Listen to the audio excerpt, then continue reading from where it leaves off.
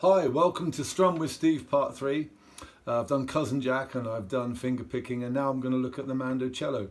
Thanks again for your generosity. This morning I had to message someone because I thought they'd put the decimal point in the wrong place, and they said no, they thought they'd pay in advance or just contribute for 10 lessons, and I'm going to be doing loads, it looks like, over the next few weeks and days, so keep tuning in.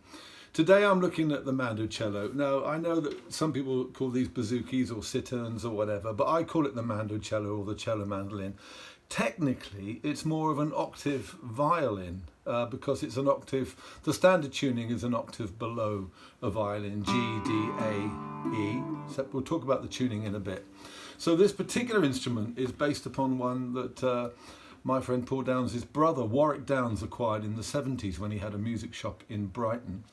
And Paul started playing it with the traditional GDAE tuning, and I fell in love with it as well. David Oddie subsequently made a whole generation of these instruments that I think loads, maybe 200 or 300 people have bought over the last 30 or so years. And his son Nick is still making them, and I shall put the link to Nick's workshop below this video. Some things about the instrument itself. I'm tuning it GDAD. Now, if I was a tunes player, probably I would want to tune it GDAE, because then you can play all of the tunes as written for fiddle or mandolin. But I tune it GDAD, and I use it really as a chunky guitar chord accompaniment. Now, a bit more about the instrument. These bottom strings, this G, is a light gauge E string tuned up from E, F to G. The D string, which I call the third string, counting down again, 1, 2, 3. The D string is a light gauge D, possibly, what are we talking about, 32, something like that. The bottom one is a 52, a 32. Now this A string is a plain string. Some people use like a wound G or a wound G tuned up to A. This is a plain B, but quite a thick one. This is an 18 or a 19, but I prefer the plain sound. It makes tuning a bit harder sometimes, but I think it gives the instrument a bit more sparkle. So that, I think, is an 18 or a 19. Or if you could get hold of a plain G string and tune it up from A to G, this is a B tuned down to A. And finally, I've got a medium gauge E string. I think this is about a 14, and that's E tuned down. So G, D, A, D. The other thing I'm using is a medium gauge, I think it's a 70mm pick. I'm not really playing little individual lines, occasionally, and lads in their hundreds.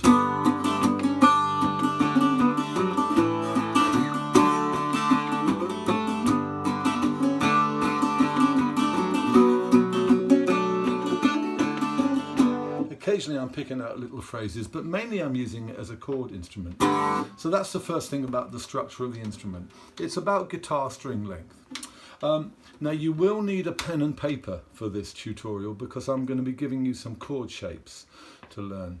And again, I'm using my basic method, which is to count down from the lighter string. In other words, you count up, but count down. 1, 2, 3, 4. So 1, 2 would be first string, second fret. 2, 2, 3, 2, 4, 2. So for example, 4, 4, 3, 4. 2, 4. So before I start playing some chords, I'll just show you the sort of phrases we're looking at.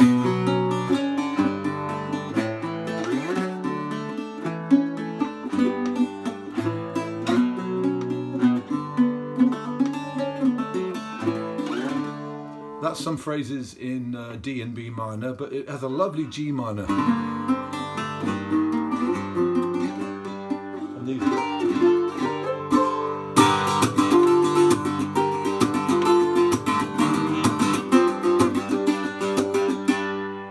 So that's some G minor phrases. So that's the sort of chords.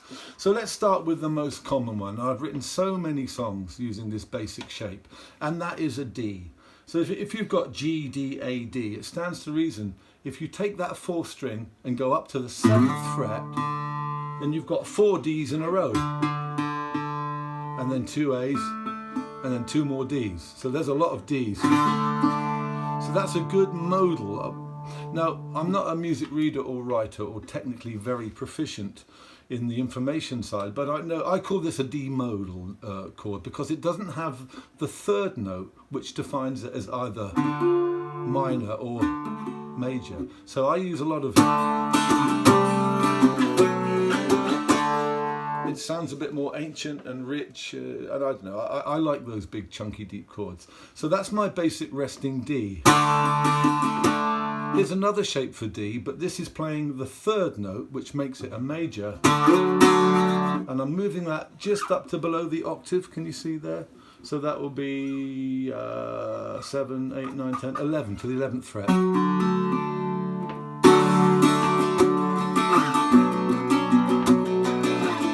That's the start of Man of War. Measure the worth of an acre of land, say when the wind would blow. So there you go, there's another D. D modal, that makes it D major. So by definition, if I went, that makes it a D minor. So for something like Bristol Slaver, from my house in Clifton. So there's another shape for a D by taking this down to 4-2. So now you're rooting it with the G, A, F sharp. Not such an attractive chord, I don't think. Sorry, you're rooting it with an A. But sometimes if you wanted to play like...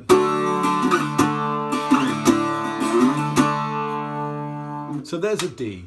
Now let's think of some chords that we can put around that D. Now the obvious one would be an A, wouldn't it be? So if you go to 42 and 32... Now at the moment I'm keeping the top two strings open. So there's a D down to an A.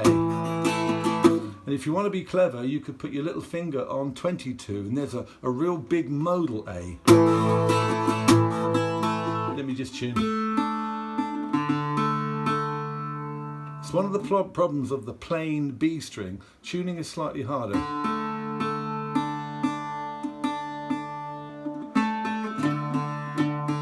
So there's your A. Here's another nice shape for an A, and this is very much an A major. So this is 46, 37, and 27.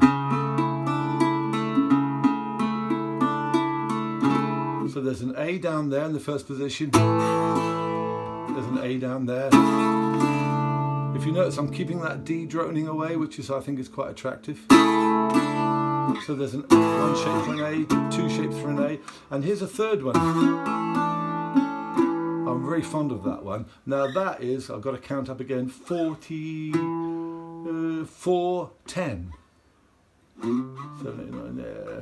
Sorry, 4, 9. 4, 9. 4th string, 9th fret. And that's the 3rd string, 11th fret. I love that chord.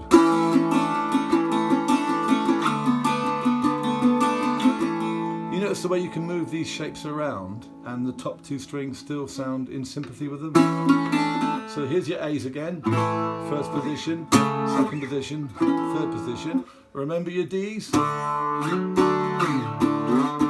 And finally, what finishes off or anything to do with D is a plethora of G choices. Now the obvious one would just be 2-2. That's obviously a G major because you've got the major third there. So logically, if I took that down, there's the minor third, but listen to that lovely G major. I use that one a lot. And you can move that up from 2-2 to 2-5. That's a bit more sort of modal and open. And if you want, you could put your little finger on 1-5. If you want to be even cleverer, put another finger on 3-5. That's a big chunky chord. Oh madam, I will give you the keys of Canterbury.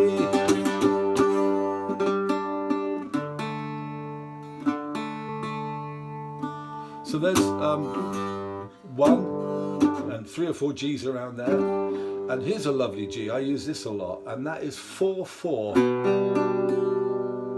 So I'm rooting it with the major third of G. And then I've got 4/4, I've got 3/5 and 2/5. So you can do, there's a C I put in there, I haven't shown you that one yet. So there's your G, one G, there's all those G's around there with those strings, and then you've got rooting it with the 4th string on the 4th fret.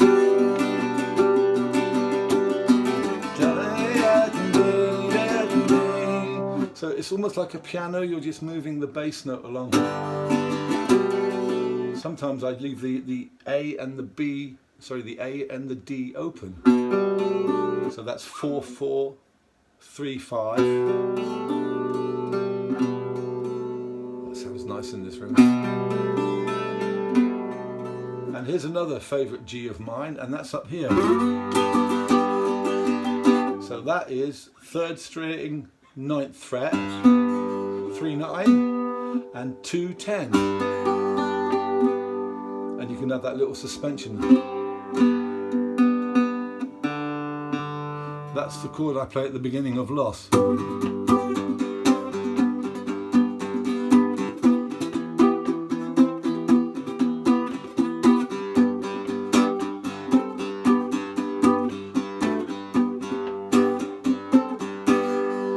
So that's really a little shape you can move around.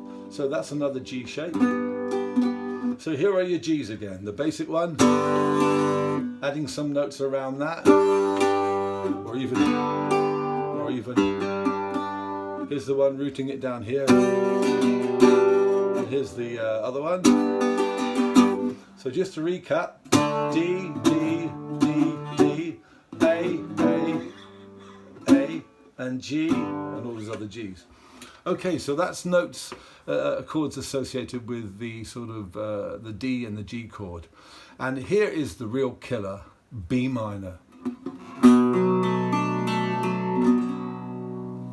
That's just gorgeous. Now to make a complete B minor, I've got a 4/4, a 3/4, and a 2/2.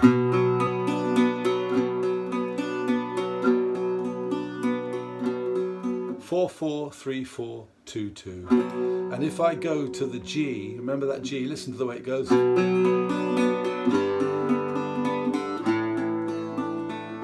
there's the A. What I quite like to do is to keep that 2nd string there, so it goes.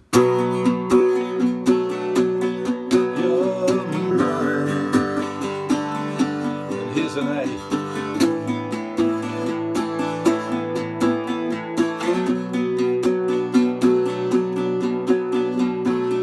It's all based around that 4/4 and 3/4. It's really nice to leave it open as well. And my favourite of all, 4/4, 3/4 and 2/4. Listen to this. And if I take the strings off apart from the 2nd string, and if you can put those two on to make an A,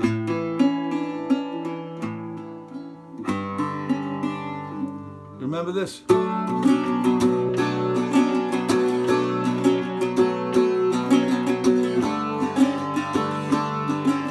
Summer riff. That's quite tricky. Nobody on the road. Normally I do it on the tenor guitar.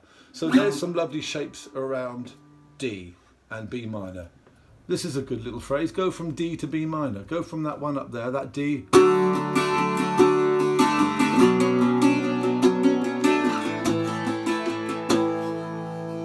Things like Santiago. Now, did you notice that I'm putting my thumb across there to the 7th fret? You may not have a long enough thumb, or you may have a long, wide neck on the instrument.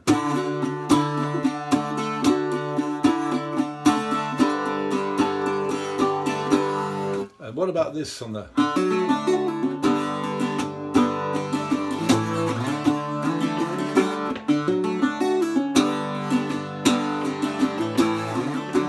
Love-struck Romeo, B minor, sung the streets a serenade. A, laying everybody low with a love song that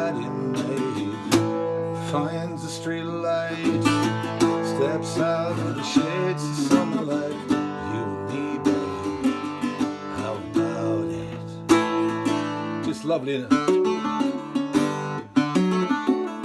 But that's using all those D and B's and E minors. I haven't mentioned E minor. That's not an easy chord. Let's look at some minors apart from B minor. Here's a nice A minor. Oh, it's tuning in. Remember I said about those B strings? A wound one holds its tuning better, but it doesn't sparkle as much. Here's your A. If you want to make that into a minor, you go to 23. I'm going to play an A minor F G run. Okay, so there's your A minor. If you want to just play 4-2 and 3-2, you don't need to put that on in because it's modal enough. Now here's an F. Now F is slightly difficult because you can't root it with a strong F note. Let me just tune again. So I'm playing I'm rooting it with an A, which is not always the most attractive note to root an F with. It's 4-2, 3-3 and 2-3. Do you remember that G I showed you earlier? Just moving that down. So you could play it like that, because that A is in the F chord.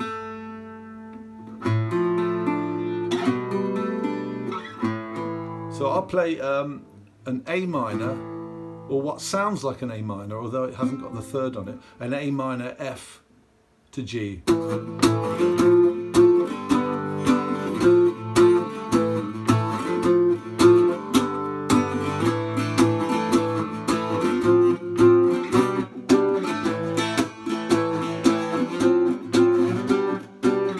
Remember I'm playing that G there? So okay, that's like a A minor, F, G. Shelter and shade was the oak tree grown for church and cradle, hearth and home. Arms so strong they hold the sky. So there's no major minor third, but it sounds minor. Cut the branch and the heart will die. The limbs, the veins, the head and the heart. F. The earth, the roots, the leaves and the bark. Okay, so we've had a load of chords around D. We've had a load of chords around G. I haven't shown you a C yet. This is a C. Not very nice. I prefer to play a C like this, which is a 3-5. Sorry, a 4-5, a 3-5, and a 2-3. I don't do a lot of songs on the cello mandolin that start with C, because, as I said, it's not an easy one to root. If you went to C to F, back to G to C again. Or you could put your little finger on 1-5. So there's a C, an F, a G and a C. So there's a C for you. Again, just to recap, 4-5, 3-5 and 2-3. Okay, so there's your C, you've had your F, you've had your Gs, you've had your B minors, you've had your D. E minor, quite a tough one. Because there's no, obviously if this is a G note, you don't really find an E on it till you get way up there, G up to A. So it's way up, it's sort of, it's almost on the, it's on the 9th fret. So it's not very rich. You can root an E minor with a G, but it almost becomes a G too much. So occasionally I use that as an E minor, but it's not. It's a hard one. So the beginning of Lost, which is G to E minor.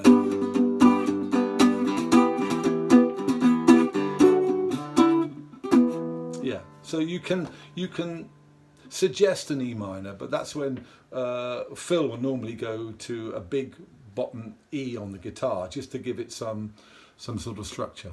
So there's your E minor. Now, the last great wonder of the Mandocello is, as I said, G minor, and particularly B flat. Never meant to cause you any trouble, never meant to cause you any pain. Purple rain, purple rain. Some lovely big rich chords around G minor. So G minor is easy, it's just 21. And this is a shape where you can slide that second string around. In fact, Seth does that a lot with something like...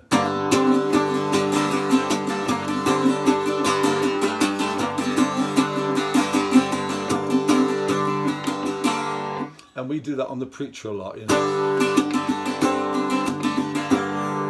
So there's a lovely G minor. And it stands to reason, if you're in G minor, some of those other modal shapes take on that characteristic. So, Madam, I will give you the keys of Canterbury. And if you want to put some chords around G minor, what about this? My favourite, one of my favourites apart from B minor, is B flat. Do you remember that B minor there? Slide it down 1 fret. There you go. So you're now on 43, 33, 21. Remember that? Who's gonna tell you things aren't so great? I'm just taking off 21, making it open. You can't go on, sorry, you can't go on thinking nothing's wrong. Drive you home tonight. So there's your B flat, hammering on that 21. There's your G minor. There's a C, remember? And if you want to put some chords around B flat, there's this one, which is really 31, 21 and 1, 1. And that'll be a D sharp. And that goes nicely with that F. Do you remember that F shape I showed you? Which was really that A taken down. So here is B flat. Guess what you've got? It's country life. Working in the rain, B flat, D sharp, B flat, 9, F. Lost teeth and little chain so wide, doesn't down the street confide. Sons of the grass, hearts of cars. C. Talks of travel, never gets far.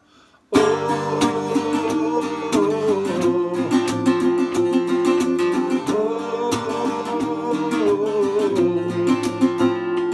so there you are. There's some chords around G minor for you. G minor, D flat, F, C. And here's another little lovely thing you can do on G minor. You can move these shapes around on the 1 and the 2 string.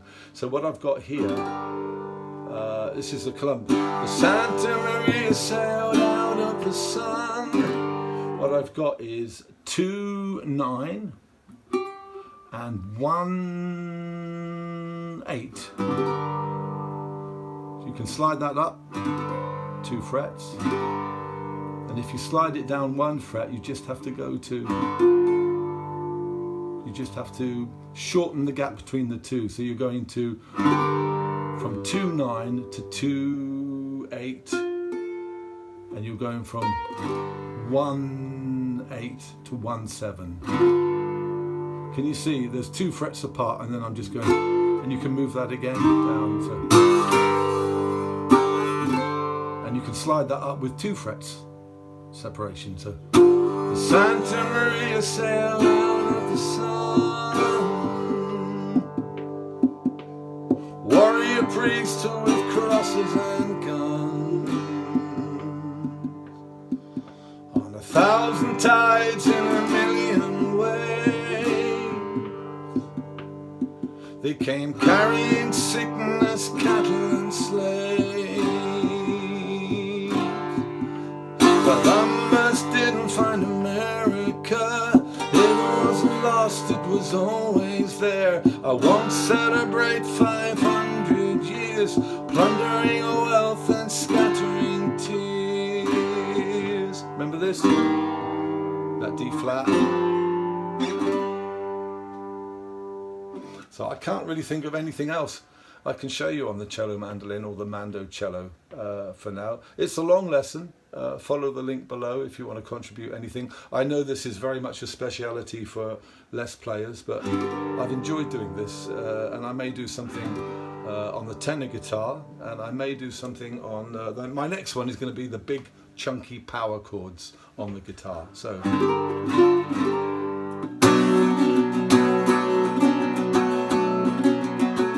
I think my favourite song to play on it, and I think the one that makes it come alive the most, is that.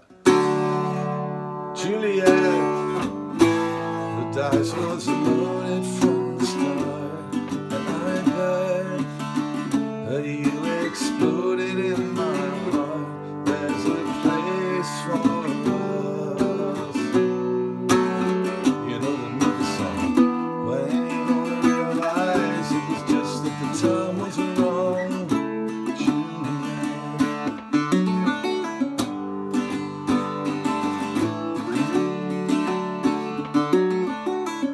And what I like to do at the end is you and me, babe, how about it? And I can try and get that little echo.